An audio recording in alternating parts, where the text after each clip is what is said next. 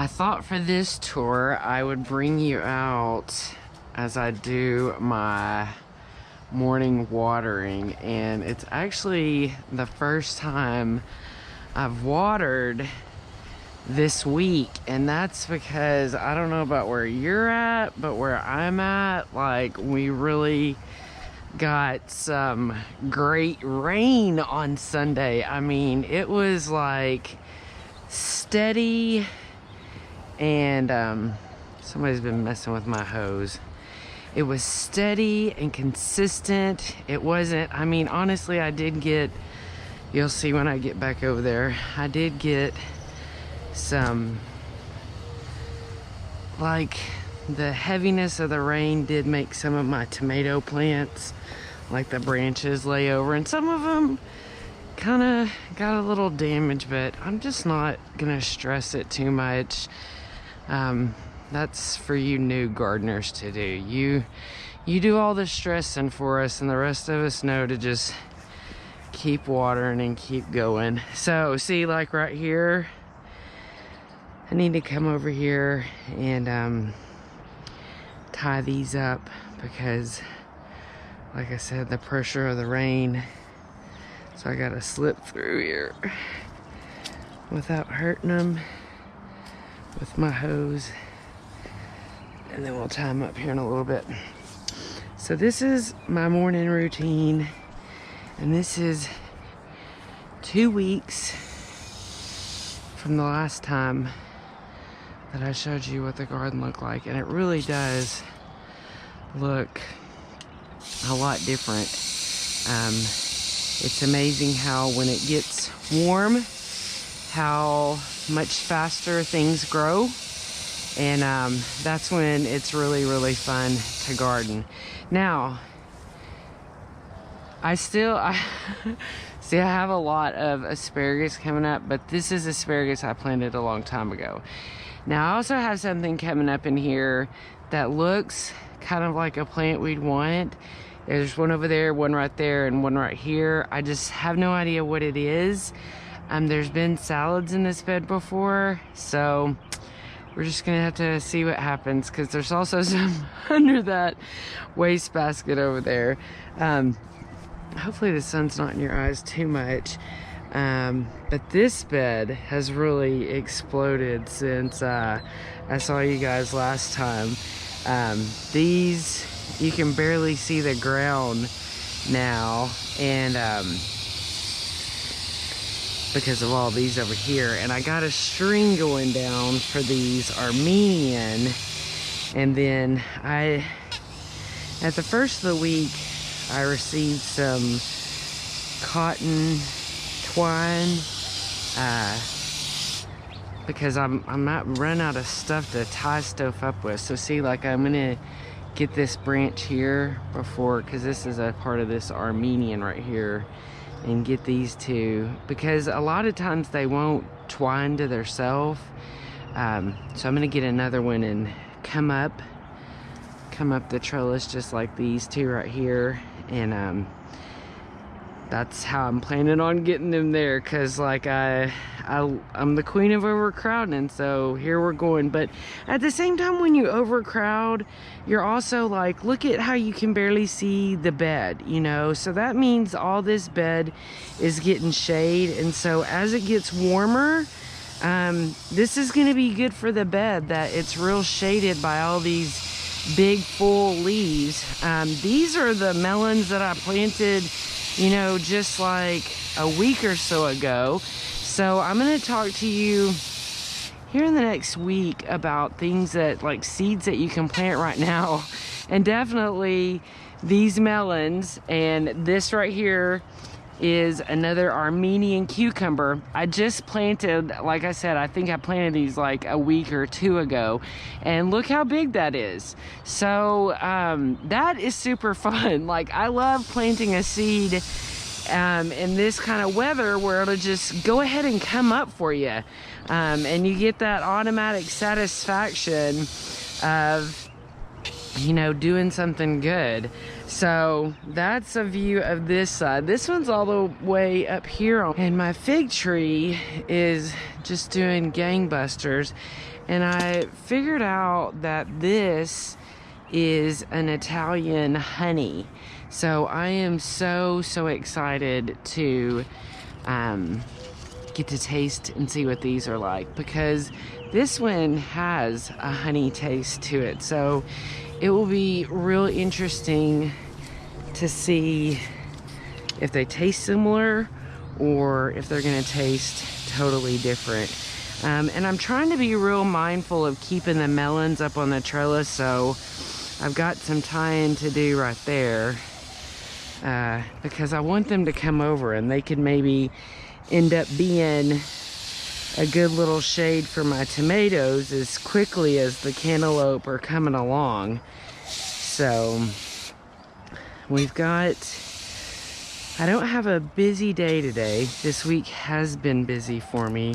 That's why you could say, like, well, Jared, it rained on Sunday. Like, why are your branches still laying down? And it's because I've had a busy week. I had a bunch of appointments this week. So we're gonna catch up soon on what's going on with all my medical junk. And I had no clue that this that the black-eyed peas would get this big. Like, I've all the beans I've ever grown, they always just kind of get, and it's probably maybe because I overcrowd them, or I don't know,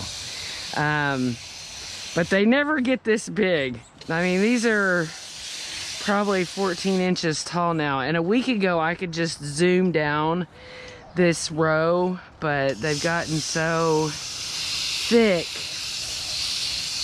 that I can hardly get through them now. So I'm gonna have to kind of stick to the edges and outsides to water them, and that's okay, because we're so excited for them to be big. Because again, this is gonna be great for this hotbed, because the beans are gonna do such a fab job of shading their own soil. And then we're gonna, well, over here I'll tell you what I did because, you know, I needed to thin out, but it's so hard to thin out when you're a crazy gardener like me. So, like, imagine I'm like taking things, and like I literally have the scissors in my hand to make the cuts, but I turn around and use the scissors to like dig out seedlings, and then like randomly come shove them over here, knowing that I have a plan to plant beans along here. So this one looks like it's the only one that survived out of that like grab and shove that I did. So it's probably gonna sit in the middle of some beans. But like I said, we're gonna talk about all the seeds that you can plant here just in the next day or so. And then I think it's a way that you can kind of take the edge off of the summer, is by having cool stuff that looks beautiful and green, you know, growing in your yard that you also can eat. And I've planted a couple flowers, and I'll try to get up close and show you. Well, we're gonna come across some right now.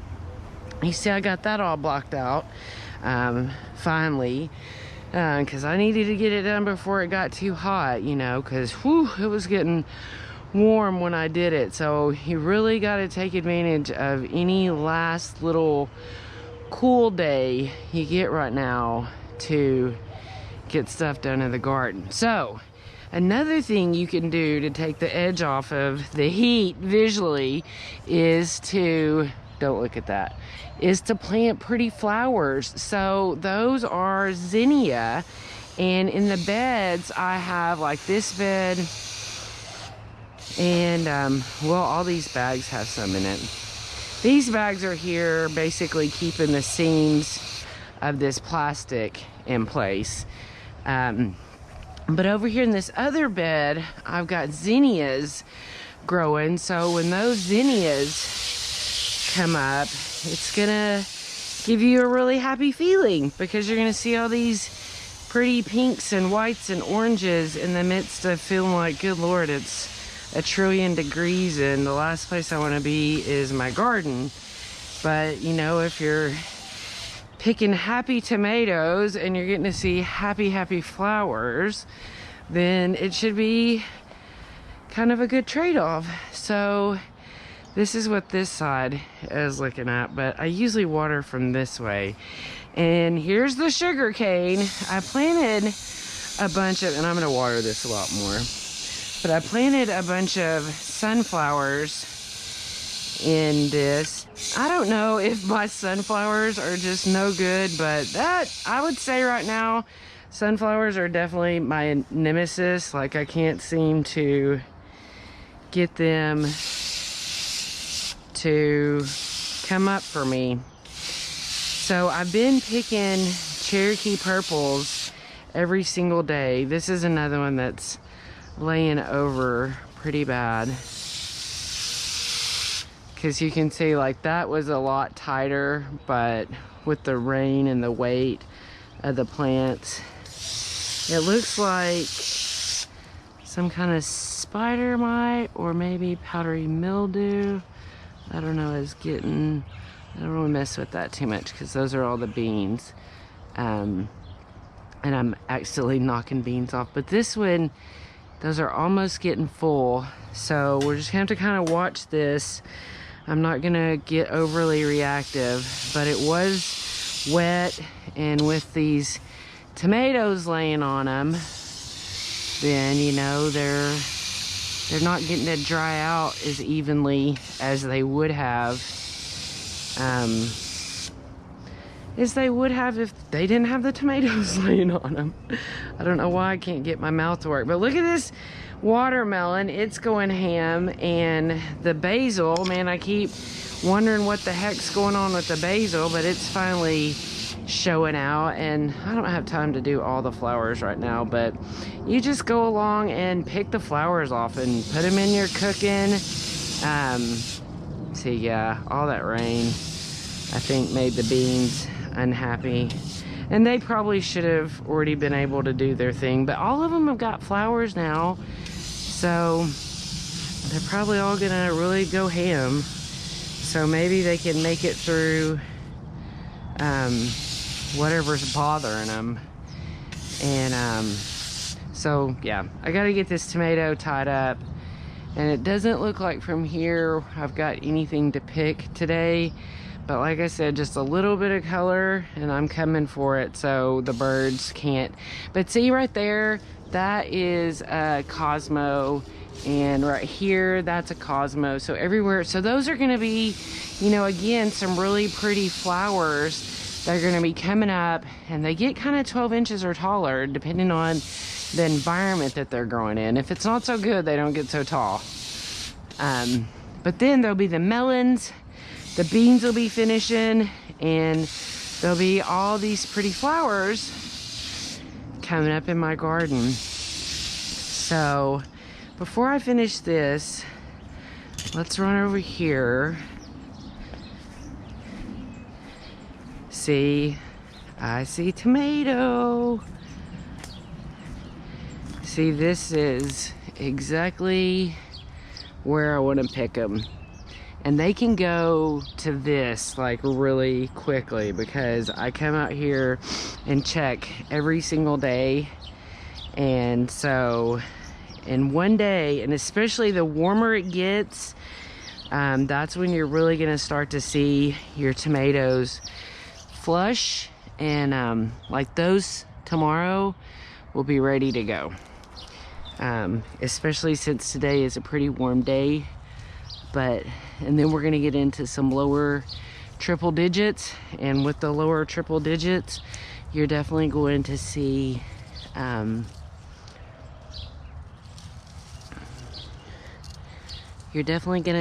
these tomatoes all start turning red, so you can pick them, because that's the best thing about I'm gonna have to go through over there.